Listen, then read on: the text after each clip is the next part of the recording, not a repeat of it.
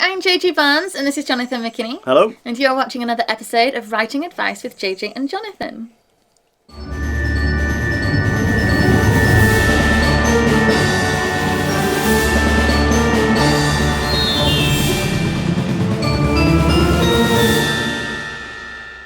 So today what we're going to be talking to you about is bringing the heart and the emotion into your story.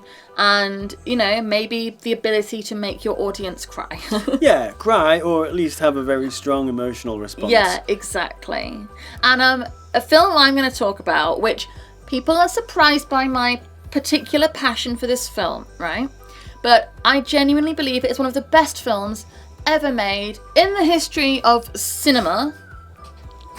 All right. I'm not arguing. Right, I'm going to be talking about Tinkerbell and the Legend of the Neverbeast. Great. Because, okay, I've watched this film, I don't know how many times. I have cried every single time. I can cry talking about this film. Right? So I might ruin my makeup just in this video. Okay. Because honestly, the end of Tinkerbell and the Legend of the Neverbeast is a masterclass in how to bring your audience's emotional just connection and the beautiful pain and joy and emotion and heart of this story. Okay. I cannot speak highly enough of it. Honestly, I say this to people and they look at me like I'm deranged, but it's incredible. So I think if you are writing and you are able to elicit that level of emotional response in a person, right, you are doing an incredible job as a writer. Okay. Because it means your audience is connected.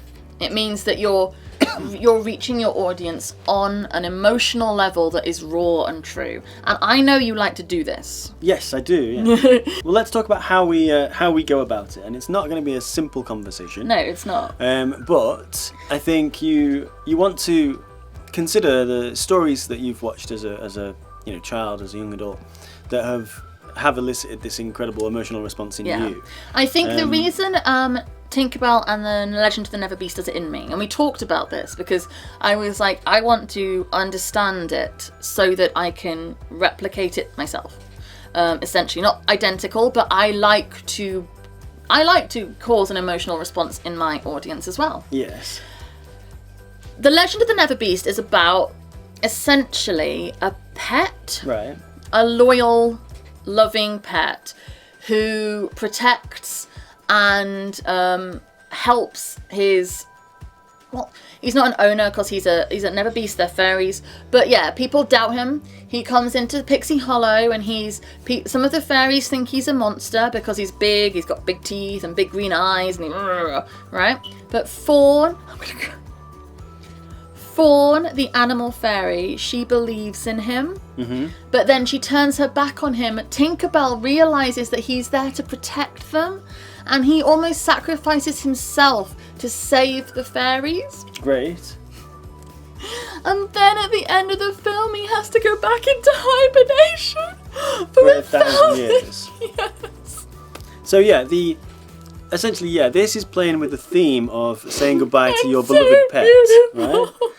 The beloved monstrous pet. So you have a big dog, and you love your big dog, but at the end of its life, you have to say goodbye, and it's very respectful. And he doesn't die. The Neverbeast no, he doesn't. die. But essentially, he does. If he's going to sleep for 1,000 years, they're all going to be. They have to say goodbye.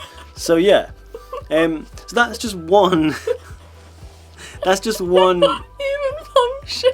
One kind of theme. The story about saying goodbye to your beloved pet. There's other forms of emotional. Yeah, the dog's looking at me like I'm crazy. Yeah, there's other things that happen in stories that are very emotionally devastating. One of the things that I am always attracted to is this concept of seeing someone who you've lost, someone who has died. You get one more moment with somebody that has passed on, and it's. And interestingly, yes, as I say, I know you like to do this because you're particularly moved. I know I've got like the whole crying. I'm sorry. It's all right. You are particularly moved by the saying goodbye to the person, seeing them again thing. Yeah. I obviously am incredibly affected by the pet, and if anyone has read my writing, the loyal Yes, protecting animal. the character. loyal protecting animal character is something I am drawn to in my own writing. So you're right, if you can isolate in your mind the thing in story that moves you, Or things. It doesn't have to be one thing. yeah, absolutely. The things in story. I was also very moved to always by stories. The death of a mother Sure. has destroyed me. If you can, like, I am a very emotional person, but destroyed me. So again, I have done that in my stories as well. In Mermaid's Curse, the maternal figure and but you know, I mean, that story. Yeah. So to get into technical advice, Yeah. because you won't necessarily get the emotional response out of your reader that you're looking for if the sad thing just happens. Yeah. You want to build to it. You want to create so the way you do this, you want to create the sense in the reader that they need that catharsis, or that they are going to be very, very sad when this very sad thing happens. You have to make them want it not to, if it is a sad thing. You know, it might be a reluctant thing, we have to say goodbye to the Neverbeast, but that doesn't mean you want to. So when it's well constructed, and this is going to sound a bit sort of evil, you maximise the pain. Yes, in a really delightful way. You want to target. You want to be needle accurate. Yeah. So which is all your just a case of- foreshadowing. Yeah, you sprinkle in moments throughout the story. And we talk about foreshadowing, I think, every single video or near, because if you're gonna do the Neverbeast style, right? You create the characters who the audience is going to engage with the most, and you give them the strong desire not to have to say goodbye, right? Then your reader will connect with that, they will feel it too, and when they have to say goodbye, the reader is going to be bawling their eyes out like JJ over here. Which is good, that means you've done a good job, and that person's going to tell everybody about your story because it wrecked them. Yeah. You know. And like it sounds evil and it sounds cruel, but I do love when people have read things that I have written. Like, for instance, Kate Maris, who I will put an interview link up there to, who's an actress in Hollywood, right? We saw her not long after she'd finished reading Lily Prospero and the Mermaid's Curse by me. Yeah. We happened to, we went round to her house minutes after she had finished it, purely by coincidence, and she was ruined, and I was so proud of myself because it had that connection, it had the impact, and it is a beautiful thing as a writer if you are able to make somebody cry with your writing. As I say, it means you have connected to them. Yeah, Not Even Stars got her as well. Yeah. Which is always fun. Yeah. But if you connect to people on that level enough that you are eliciting emotional response like that, because it's very easy to see things and be like, oh yeah, I see why that's sad.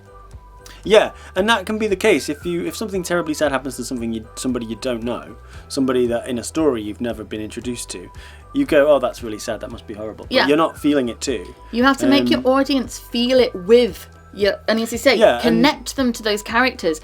You feed your characters into your audience by giving them, so the audience then feels the same emotions as the character. And the good thing about writing a series of books is you can really build to this emotional devastation, because you want to. You want to. You can really, you can build a grand, tower. Essentially, the tower is a metaphor for the pain, right? But it can take a long time, and the longer it takes, the longer you spend building it, the longer you put these characters in each other's lives, and you build their connection. Then you sever that connection, you tear these characters apart. It just hurts so much more. It really does. And if you think about, if you do choose to do this, because you're writing urban fantasy, you can do this. If you give those characters back to each other, but still have to say goodbye to each other, it's hard to. An example of that would be in Angel. Right. A really, really good example of that being done. The saying goodbye losing the person and then getting your opportunity to see them one last time, but still having to say goodbye. Because the death of Fred. Wow, we're gonna spoil the. Okay. The death of Fred ruins Wesley. I'll put a spoiler thing. Yeah. Ruins Wesley, breaks his heart, loses the love of his life. And then at the end, when Wesley is dying, and Illyria, if you've never seen this will make no sense. Illyria appears to him as Fred. You know, and they have a very touching moment. They have a touching moment where he feels he is saying, crying again. I shouldn't do videos about emotional pain because I think part of the reason I love writing this and I love watching it myself is because I feel it.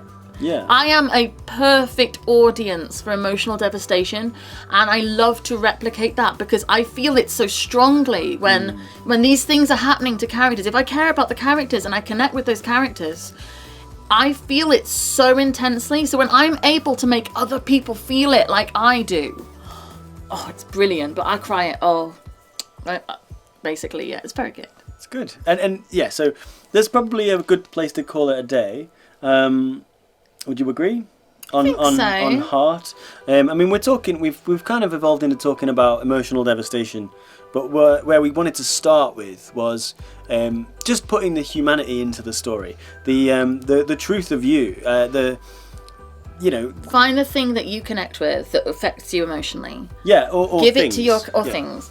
Give it to your characters, build them up so their emotions and their feelings are fed into your audience. Don't make them strangers to your audience. You want your audience to feel what your characters feel. Oh, and there's a really, really important piece of advice. And all of the people who don't write have stopped watching, so it's just us writers now, okay? Sometimes readers and viewers and audiences will complain that you're killing characters. Yes. But screw them, because... You're going to kill these characters. Yes, do it. Don't let people be like, oh no, don't kill them. My mother complains every time I kill a character. My mother complains. But she loves my books and she cries over every damn one. So do it. Kill your characters, right? Your audience be like, how could you do that to them? Like, why would you do that? I felt so sad. Just revel in the fact that you've upset them so much. Yes. It's just a lot of fun. Yeah, because if they aren't upset, it means they don't care. Yeah. You want people to be devastated by the deaths of your characters. If they're not, I mean, not all your characters, like you can murder a bunch of people all the time, but if your key characters, your characters that you are giving the emotions to your audience about, you want your audience to be devastated, to be ugly crying about that death. Yeah. Otherwise, you've not done your job right. You want that person sitting on a bus reading your book to be embarrassed by how absolutely distraught they are. That's great. That's you doing a good job. Right? Yeah, 100%. And ruin them. It sounds a little bit evil, but the point is, these people, these readers, when they have this emotional response, they are going to tell people about it. Because the easiest thing to forget is a book that you were like, oh, that was really good. Yeah. But the book that made you cry on the bus, you're going to be like, oh my god, I couldn't read that in public. I wouldn't read.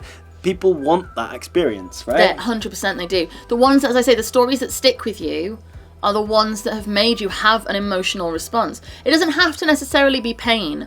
It can be fear, it can be joy. You know, whatever the emotional response is, if you've had an intense emotional response, that story will stick with you. Yeah, it will. If it was just, yeah, it might have been a great story. Loved it to bits, but it won't stick with you. Yeah. You won't be talking about it years later. You will not be crying on YouTube just discussing a movie and like me. When Optimus Prime in the cartoon movie of Transformers, the movie, not the Michael Bay ones with women bent over motorbikes or whatever, the cartoon, which was for children, when Optimus Prime, as he's about to die, it's alright, I'm okay.